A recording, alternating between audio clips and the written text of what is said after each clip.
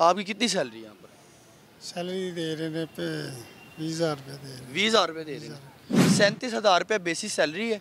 खालिद साहब की 20,000 रुपये सैलरी है 2024 के अंदर, और मुझे नहीं पता ये अपने बच्चों को कैसे पाल रहे हैं। मेन रीज़न ये है, आप देखें हमारे पास अब हुकूमत की तरफ से पेमेंट शार्ट है। सुपरवाइज़र जो है ना, ये बिल्कुल उनका डिफेंड करना बनता है। अगर अदील साहब डिफेंड नहीं करेंगे तो वो कहेंगे कल से हम कोई और सुपरवाइज़र लगा देंगे। मेरी मंथली तनख्वाह हो, मैं अगर एक महीने बाद एक उजरत का इंतज़ार करूं कि मेरी उजरत आनी है जो महीने मैंने काम किया है पूरा महीना, और मेरी उजरत 3 महीने तक ना आए, तो मैं क्या करूं? मेरा इसके अलावा कोई और चारा ही नहीं। अस्सलाम वालेकुम नाज़रीन, मैं हूं आपका मेज़बान रेहान खान यूसुफ़ज़ई।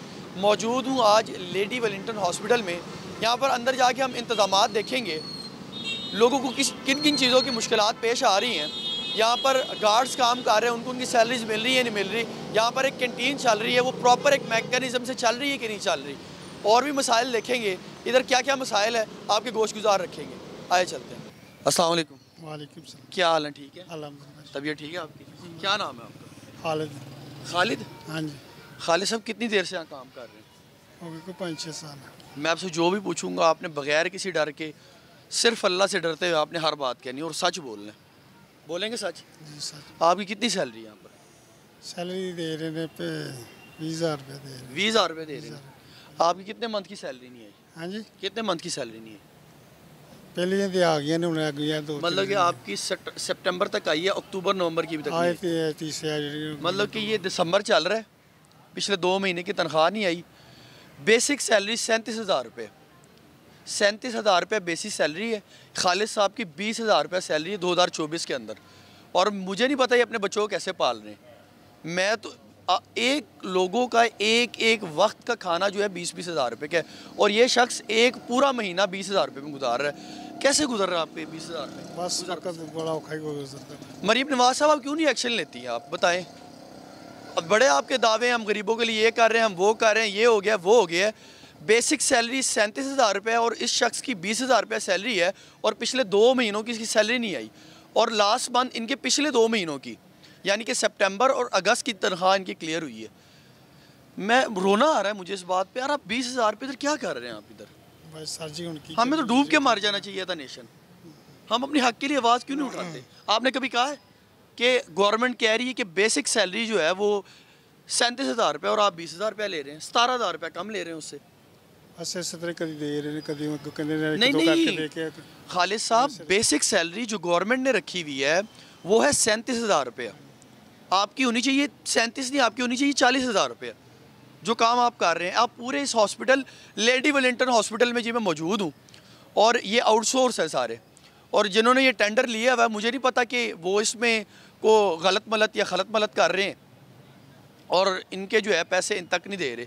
बेसिक सैलरी 37,000 रुपये और इनको 20,000 रुपये मिल रही है, पिछले 2 महीने की तनख्वाह नहीं आई।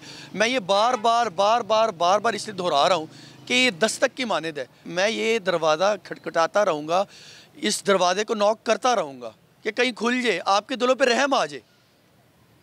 ये शख्स देखें, कितने बच्चे हैं आपके? 2 बेटे, एक बेटी एक बेटा। 2 बेटे, एक बेटी एक बेटी एक बेटा है। एक बेटी एक बेटा, दोनों पढ़ रहे? हाँ, एक पढ़ते एक पढ़ ले, एक ने बच्ची की शादी कर दी। ਤੇ ਖਾਲਿਦ ਸਾਹਿਬ 20,000 ਚ ਕਿਵੇਂ ਗੁਜ਼ਾਰਾ ਹੋਣਾ? ਮੈਨੂੰ ਤਾਂ ਸਮਝ ਨਹੀਂ ਆ ਰਹੀ, ਮੈਂ ਤਾਂ ਹਿਲਿਆ ਪਿਆ ਸੁਣ ਕੇ। ਕੁਛ ਘਰ ਦੇ ਕੇ ਨਾਲ ਕਰਦੇ, ਮਿਹਨਤ ਮੁੰਦ ਕਰਦੇ ਨੇ ਨਾਲ ਬੇਗਮ ਹੀ ਕਰਦੇ ਨੇ ਮਿਹਨਤ ਮੁੰਦ ਨਾਲ ਕਰ। अल अमान अल हफीज़ इन्ना लिल्लाह, इस्तिज़ाम पे ना इन्ना लिल्लाहि व इन्ना इलैहि राजिऊन। अस्सलाम वालेकुम जी, ये सर जी इनके सुपरवाइज़र हैं। अस्सलाम वालेकुम। वालेकुम सलाम। क्या नाम है आपका? मोहम्मद अदील खान। अदील साहब, आपकी कितनी सैलरी? मेरी 37,500। आपकी ये 37,500। क्या इस शख्स की 37,000 नहीं होनी चाहिए सैलरी? नहीं, इनकी 33,500 है। उन्होंने कहा मेरी 20,000 रुपये। वो तो एडवांस जो लेंगे वो काट के मिलेगा ना इनको। नहीं नहीं, मंथली 20,000 रुपये उसने अल्लाह को। मंथली 33,500। 33,000 भी नहीं है सर, इतनी है। 33,000 भी गलत है। झूठ बोलने का हमें क्या जरूरत मैं है? कह रहा हूँ 33,000 भी नहीं है।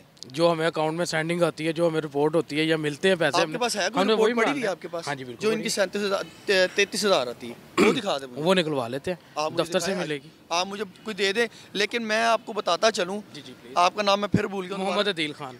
अदील साहब, गवर्नमेंट के खाते में जी जी। जो बेसिक सैलरी है वो 33,000 नहीं, वो है 37,000। वो अब जो न्यू टेंडर होंगे ना हमारे, इंशाल्लाह उसमें हमारी बढ़ेगी। अभी टेंडर से हमारा मकसद नहीं है, हमने गवर्नमेंट की उस मंशा पे चलना है जो इस रियासत में उसने कायम की हुई है। उस मंशा के मुताबिक इस शख्स की तनख्वाह जो है 37,000 होनी चाहिए। आप इनके सुपरवाइज़र हैं, आपकी तनख्वाह 37,500 है, और इस शख्स की ये भी वही ड्यूटी दे रहा है जो आप दे रहे हैं। ये 8 घंटे शायद आपसे कड़ी ड्यूटी दे रहा हो, आपसे ज़्यादा जिम्मेदारी ले रहा हो, लेकिन इस शख्स की तनख्वाह जो है बकौल उसके जो उसने मुझे बताया है वो 20,000 रुपये है, और पिछले 2 महीने की सैलरी उसकी अभी तक नहीं आई।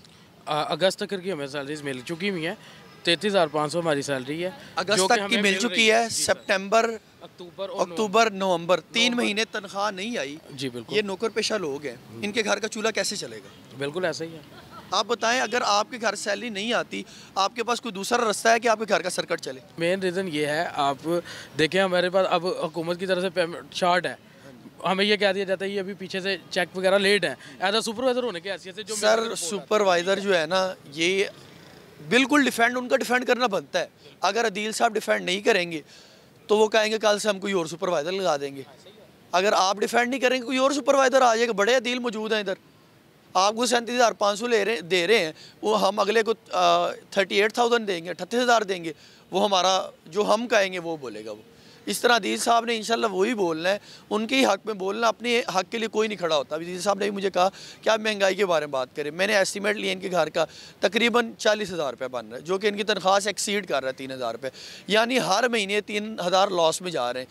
घर का राशन नहीं रुक सकता, बिजली का बिल नहीं रुक सकता, इनकी बाइक का खर्चा नहीं रुक सकता, लेकिन 3-4 महीने की तनख्वाह रुक जाए तो कोई मसला नहीं। ਕੀ ਹਾਲ ਜੀ ਭਾਈ ਸਲਾਮ क्या हाल है? ठीक हो की ना है मेरा मोहम्मद सकलैन है एरिया सुपरवाइजर है मैं अच्छा सकलैन भाई, एरिया सुपरवाइज़र किस चीज़ के हैं? मैं टोटल जो हॉस्पिटल है ना मैनेज करता हूँ मतलब कि पूरे हॉस्पिटल के टेंडर आपके पास है? टेंडर मतलब हमारे पास 3-4 हॉस्पिटल चल रहे हैं नहीं, टेंडर आपके पास है, सुपरवाइज़र सुपरवाइजर में एरिया गवर्नमेंट एम्प्लॉय हैं आप? नहीं कंपनी की तरफ से हैं अच्छा, गवर्नमेंट के एम्प्लॉय नहीं हैं आप, सुपरवाइज़र हैं कंपनी के। की तरफ हाँ कंपनी क्या क्या चला रही है?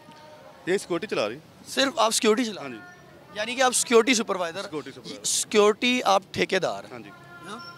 क्या नाम आपने? सकलैन साहब, सकलैन भाई। सकलैन भाई, ये जो मज़दूर, ये मेहनत कश, वो देखें वो एक गेट पे खड़ा हुआ है, एक इधर खड़ा हुआ है, ये अदील साहब सुपरवाइज़र है, इनकी 37,500 है, उस खालिद की 20,000। नहीं, मैं अभी आपको बताता हूँ ये जो नया गैजेट अभी हुआ है ना 37,000 वाला, आपका लास्ट टेंडर जो है कब हुआ था मुझे बताएं? 2023 और 2024 वाला चल रहा है। हाँ, 2023 और लास्ट में पूछ रहा हूँ, लास्ट टेंडर कब हुआ था? ये अभी आपको वही बता रहा हूँ 2023 और 2024 वाला चल रहा है। अब जो नया आपको कह रहे हैं ना कि 37,000 वाला, वो अभी तक हमारा अब नया टेंडर होगा 2024-2025। न्यू टेंडर जो है ना वो अभी प्रोसेस में चल रहा है। जो अब आप बता रहे थे ना अभी कि अक्टूबर 2023 से अक्टूबर 2024 24 तक टेंडर है। टेंडर था हमारा, दोबारा नहीं 2023 अक्टूबर 2023 से अक्टूबर 2024 तक सकलैन साहब का टेंडर था। सकलैन साहब का नहीं था, अलहास कंपनी का था। अलहास हाँ जी, मैं एज आप उधर के क्या है? एम्प्लॉय हूँ मैं उधर भी आप भी उधर के एम्प्लॉय हैं। ये टेंडर अक्टूबर में ख़त्म हो गया 2024 हाँ अक्टूबर जो में हुआ है ना। हाँ जी अब ये 2 महीने से कौन चला रहा है? सारे आप मेरी बात को फॉलो नहीं कर रहे मैं कर नहीं। अब देखिए मैं फॉलो कर गया बताता हूँ कि 2024 तक हमारा ये टेंडर था, अभी हमको एक्सटेंशन मिली हुई है। जो नया टेंडर आया था ना वो प्रोसेस में चल रहा है। जब तक हाँ टेंडर नहीं होगा, मतलब कि अभी आपको 2 महीनों की एक्सटेंशन मिली। हाँ एक्सटेंशन मिली है, नया टेंडर जमा है, वो प्रोसेस में चल रहा है अभी। हाँ जी सकलैन साहब, इनकी अभी 2-3 माह की सैलरी क्यों नहीं वो आई? मैं आपको बताता हूँ। अब मैंने इनको सर सैलरी दी है अगस्त तक सैलरी दी। सैलरी क्लियर कर दी। सितंबर, अक्टूबर नवंबर अक्टूबर, नवंबर, बात दिसंबर आ गए। मई तक हमें चेक मिले हैं। मई के चेक किसने दिए आपको? हॉस्पिटल ने, हॉस्पिटल ने दिए, टेंडर हॉस्पिटल ने दिया। जून जुलाई अगस्त सितंबर अक्टूबर नवंबर, ठीक है, ये हमें चेक नहीं मिले। ठीक है। बल्कि ऑल ओवर पंजाब में आप देखेंगे ना तो जो बजट का जो हाल है इस वजह से थोड़ी डिले हो चुकी है सैलरी, नहीं अदरवाइज हमारी सैलरी डिले नहीं होती है।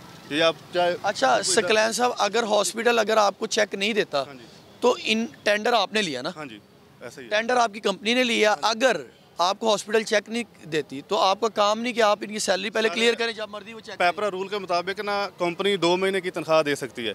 ठीक है, पेपरा रूल के मुताबिक, चाहे आप पेपरा रूल चेक कर लें अंदर से कोई, ठीक है। तो फिर भी हम इनको ना मतलब 2 महीने 3 महीने नहीं मिलते, फिर भी हम इनको आपके चेक कब तक क्लियर हुए? मई तक मई तक क्लियर हुए मई ना? तक क्लियर हुए। तो आपने कब तक की दे दी है? अगस्त तक। अगस्त तक। हाँ जी आपने मतलब कि अपनी जिम्मेदारी अदा कर दी है।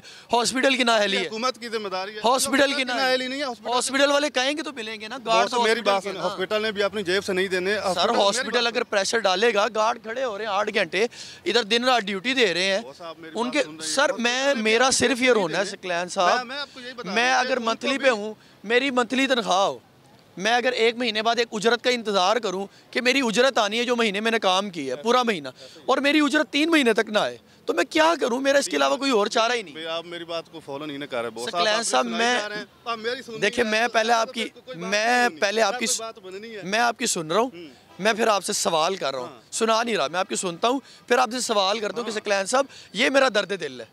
मैं आपको वही सारा अर्ज कर रहा हूँ कि हम इनको मतलब 2-3 महीने की सैलरी नहीं ना मिली तो हम इनको जो है ना एडवांस दे देते हैं। किसी को 10,000 चाहिए, 15,000 चाहिए, 5,000 चाहिए, इनको हम एडवांस की सूरत में दे देते हैं।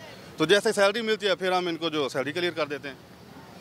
मैं पंजाब गवर्नमेंट से मुखातिब हूँ, मरीम नवाज साहिबा, वो कह रहे हैं कि चेक क्लियर नहीं हो रही। अब मुझे नहीं पता चेक किसने क्लियर करने हैं, लेकिन हॉस्पिटल ने जिसको टेंडर दिया है, हॉस्पिटल उनको पहले चेक क्लियर करे, और इनकी जिम्मेदारी है जो इनके अंडर काम कर रहे हैं, जिनके निगहबान है, जिनको संभाल रहे हैं, जिनके ये सुपरवाइज़र बता रहे हैं कि मैं सुपरवाइज़र इंचार्ज सकलैन साहब हैं जी। खालिद साहब की तनख्वाह उन्होंने बताई कि मैं अल्लाह को हाजिर नाजिर करके बता रहा हूँ कि मेरी तनख्वाह 20,000 रुपये। अब ये प्रूफ सकलैन साहब ही देंगे कि उनकी 37,000 तनख्वाह है या नहीं। आपने आखिरी तनख्वाह जो दी है दिखाए ना खालिद साहब, 33,806 है खालिद साहब को जो आपने दी हो, आप इनको कैश देते हैं ट्रांसफर? नहीं, अकाउंट में दिखाएं इनके को आपने ट्रांसफ़र की हो।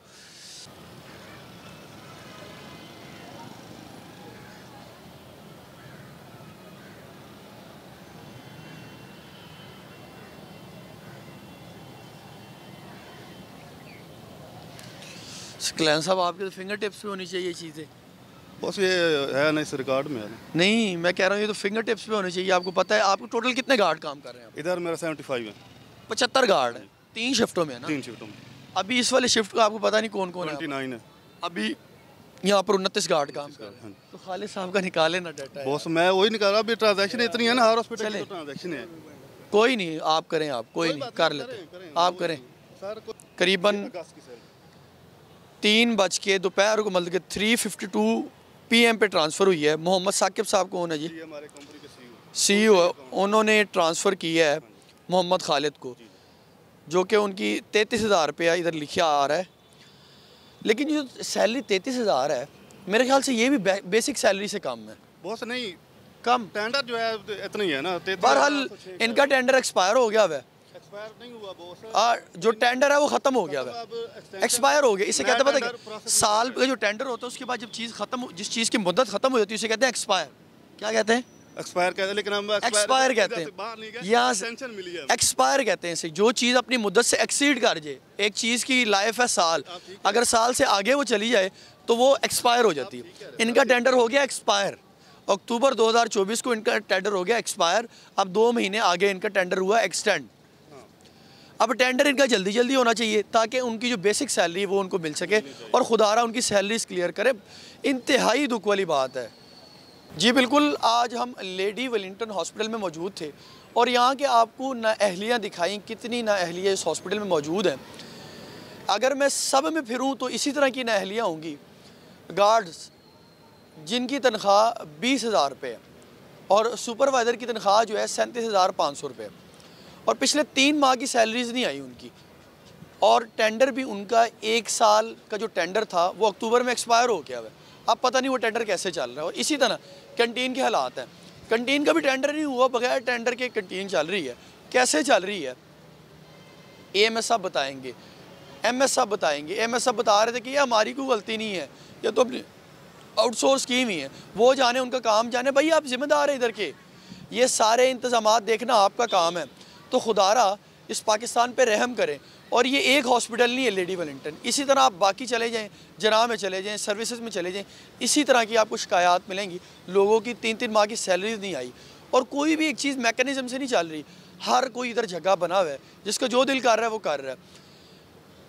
उनका टेंडर एक्सपायर हो गया है। मुझे ये समझ नहीं आ रही है एक्सपायर के बाद वो कैसे चल रहा है। वो कह रहा है एक्सटेंशन मिली हुई है, अगले के लिए हमने सबमिशन दी हुई है, और अगली जब सबमिशन दी, वो जो सबमिशन दी है उसके बाद जो रिज़ल्ट आएगा फिर हम इनकी तनख्वाहें बढ़ाएंगे। तो गवर्नमेंट से भी मेरी इल्तजा है कि इन इंतज़ामात को देखे और इस पर नज़र सानी किया करें, चेक एंड बैलेंस रखा करें। जब आप इन चीज़ों पे चेक एंड बैलेंस नहीं रखेंगे तो माफिया का राज होगा। और वो बता रहे थे कि इधर को वसीम नामी शख्स था, कोई यूनियन का बंदा था और वार्ड बॉय था, वो इन पे जगह बना हुआ था। वो कहता है हमें ब्लैकमेल आके करता था, हमसे कहते थे कि ये दे दो, वो दे दो, ये दे दो। जब गवर्नमेंट, जब रियासत पाकिस्तान जिस किसी भी चीज़ पर चेक एंड बैलेंस नहीं रखेगी तो जगह पैदा होंगे। तो खुदारा इन चीज़ों को देखा करें। इस निज़ाम पर अल अमान अल हफीज़ अपने मेज़बान रेहान खान यूसुफ़ज़ई को दें इजाज़त। अल्लाह ने के बाद।